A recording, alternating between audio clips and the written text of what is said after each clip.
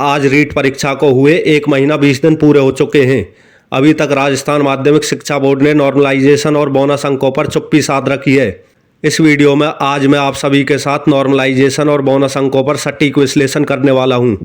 हम ये भी जानेंगे कि क्या बोर्ड के द्वारा हर बार नॉर्मलाइजेशन किया गया था, और हम ये भी जानेंगे कि बोनस अंक अधिक मात्रा में कब कब बढ़ाए जाते हैं। क्या हर परिस्थिति में नॉर्मलाइजेशन किया जाता है? मुझे पता है इस वीडियो को देखने वाले ज़्यादातर स्टूडेंट ऐसे हैं जिनके रीट परीक्षा में ऑफिशियल आंसर की के अनुसार 90 से कम अंक बन रहे हैं। इस वीडियो के बाद आपकी पूरी टेंशन ख़त्म हो जाएगी। तो चलिए वीडियो को स्टार्ट करते हैं। तो दोस्तों देखिए, नॉर्मलाइजेशन एक ऐसी प्रक्रिया है जिसमें कई विद्यार्थियों को फायदा होता है तो कई विद्यार्थियों को नुकसान उठाना पड़ता है। नॉर्मलाइजेशन आपको ऊपर से नीचे गिरा सकता है और कई बार आपको नीचे से ऊपर उठा सकता है। अब रीट परीक्षा में राजस्थान बोर्ड नॉर्मलाइजेशन करेगा या नहीं करेगा, या फिर बोर्ड के द्वारा कोई ऐसा तरीका अपनाया जाएगा कि जिससे परीक्षा देने वाले सभी विद्यार्थियों को बराबर कर दिया जाए। बोर्ड के ऊपर भी काफ़ी ज़्यादा दबाव है, क्योंकि रीट लेवल 2 की सबसे कठिन पारी को उसके मुकाबले आसान पारी को बराबर करना एक बड़ी चुनौती है। चलिए सबसे पहले तो मैं आपको रीट परीक्षा के ऑफिशियल नोटिफिकेशन में दिखाना चाहूँगा कि यहाँ पर बोर्ड के द्वारा नॉर्मलाइजेशन के बारे में क्या लिखा गया है।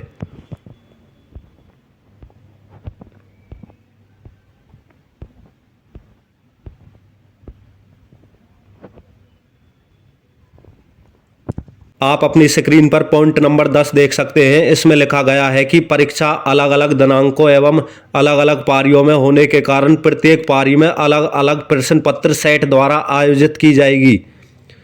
परीक्षा परिणाम तैयार करने के लिए आवश्यकता पड़ने पर रीट कार्यालय नॉर्मलाइजेशन या फिर स्केलिंग का तरीका अपना सकता है।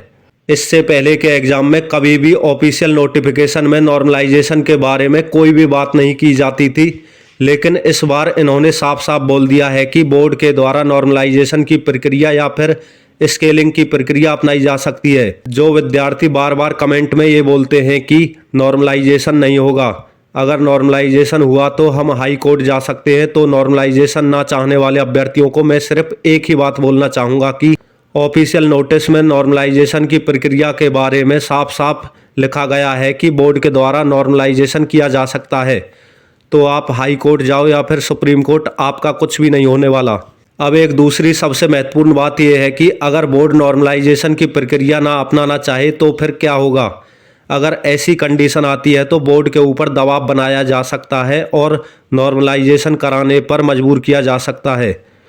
तो दोस्तों अब जानते हैं कि बोर्ड अगर नॉर्मलाइजेशन का तरीका ना अपनाकर कोई और दूसरा तरीका अपनाना चाहे तो ऐसा कौन सा दूसरा तरीका है जिससे कठिन और सामान्य पारी के विद्यार्थियों को बराबर किया जा सके। चलिए मैं आपको दूसरा तरीका बताता हूं। इसके लिए आपको कैटेगरी वाइज न्यूनतम पास अंकों की टेबल को देखना होगा।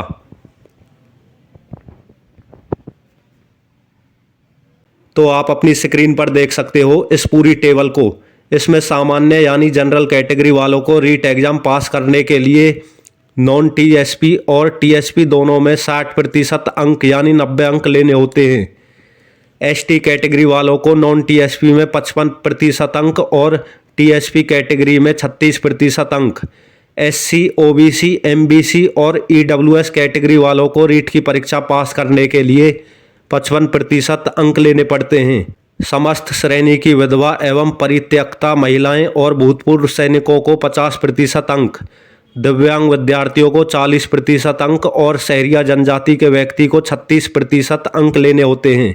अब मैं आपको बताने वाला हूं कि मैंने आपको ये सभी कैटेगरी के न्यूनतम पास अंकों की टेबल क्यों दिखाई। तो फ्रेंड्स, जैसा कि आप सभी को पता है, आपका पेपर हुआ था 23 और 24 जुलाई को, वो भी अलग अलग 4 पारियों में।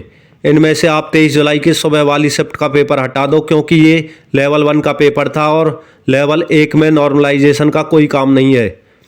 अब बात करते हैं 23 जुलाई की शाम वाली पारी के पेपर के बारे में।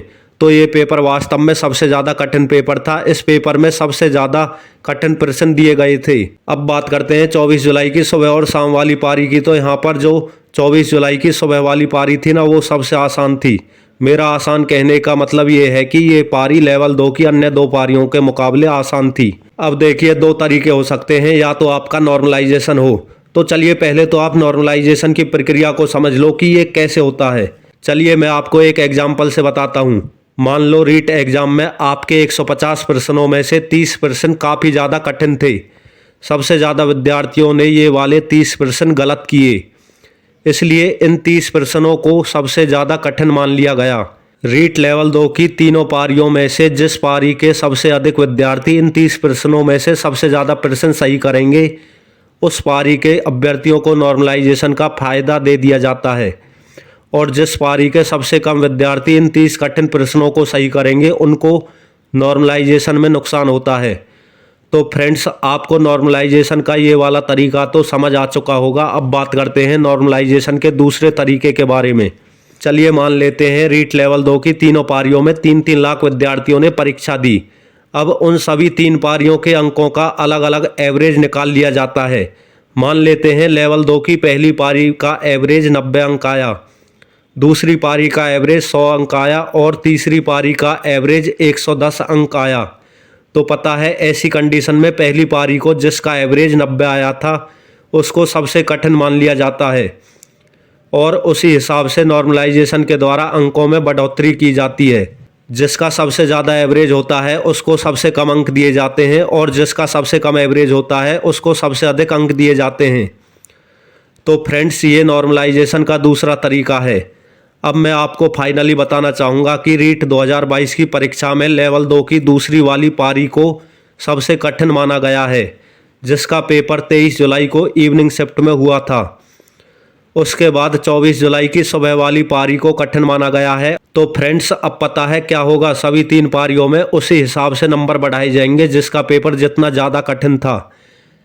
लेकिन यहाँ पर किसी के भी नंबर कम नहीं किए जाएंगे, क्योंकि आज तक कभी भी किसी भी एग्जाम में नॉर्मलाइजेशन से किसी के भी नंबर कम नहीं किए गए हैं। तो फ्रेंड्स, आपको टेंशन लेने की बिल्कुल भी ज़रूरत नहीं है, क्योंकि लेवल 2 की तीनों पारियों में 101% नॉर्मलाइजेशन होगा।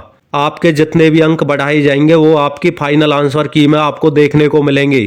तो फ्रेंड्स, अगर आपको ये वीडियो अच्छी लगी हो तो प्लीज़ वीडियो को ज़्यादा से ज़्यादा लाइक करें, अपने सभी दोस्तों के साथ शेयर करें, और रीट एग्ज़ाम की पल पल की अपडेट सबसे पहले अपने मोबाइल पर पाने के लिए चैनल को सब्सक्राइब करके बेल आइकन प्रेस कर लें।